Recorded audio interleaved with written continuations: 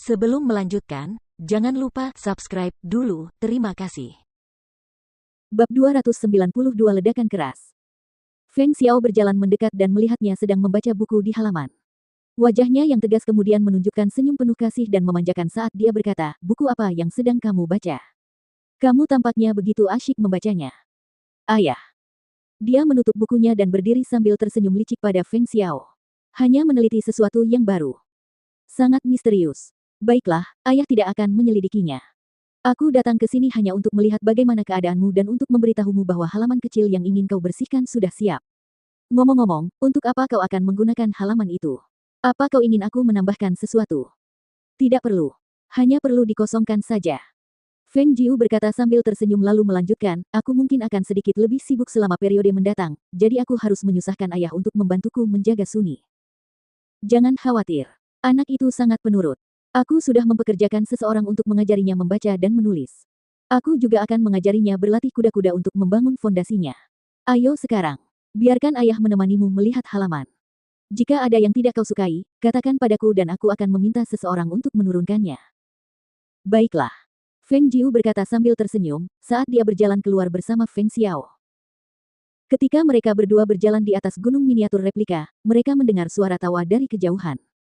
Dia mendongak dan melihat tubuh gemuk dan lembek milik Old White yang menggoda beberapa pelayan wanita.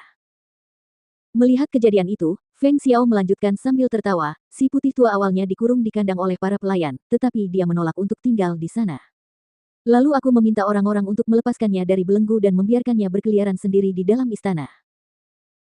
Melihat ke arah Old White yang sedang berbaring telentang dengan kuku-kukunya terangkat ke udara sementara para pelayan perempuan mengusap perutnya, Feng Xiao menggelengkan kepalanya dan berkata sambil tertawa, "Harus kukatakan, Old White sangat cerdas.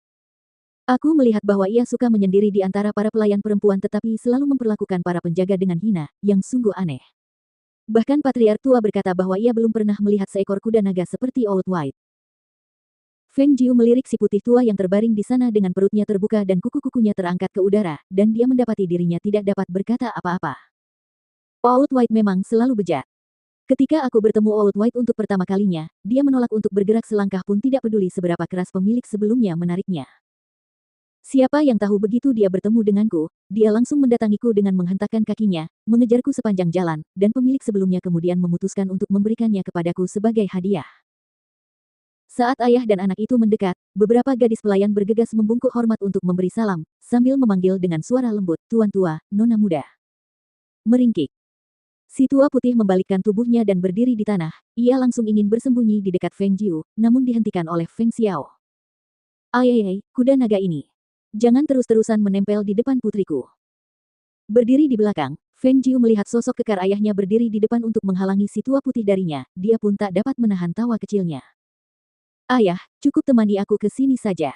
Aku akan pergi ke halaman sendiri dari sini," katanya sambil melangkah keluar dari belakangnya. Saat dia lewat di samping Old White dan melihat tubuh Old White yang penuh lemak, dia menoleh sambil tersenyum dan berkata, "Jangan biarkan Old White terlalu kenyang. Biarkan dia melepaskan sedikit dagingnya. Tenang saja. Serahkan saja pada ayahmu dan tidak akan ada masalah.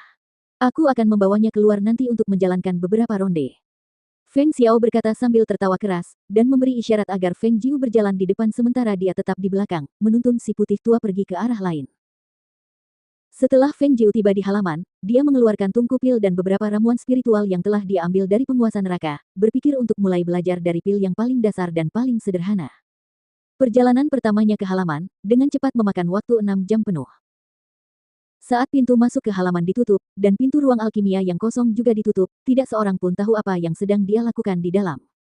Sampai, tiba-tiba terdengar suara ledakan keras yang terdengar seperti ledakan di dalam kediaman Feng. Suara itu menggetarkan seluruh kediaman Feng, mengirimkan getaran kecil ke lantai, menyebabkan orang-orang di dalam rumah besar berlarian keluar dengan kaget untuk melihat.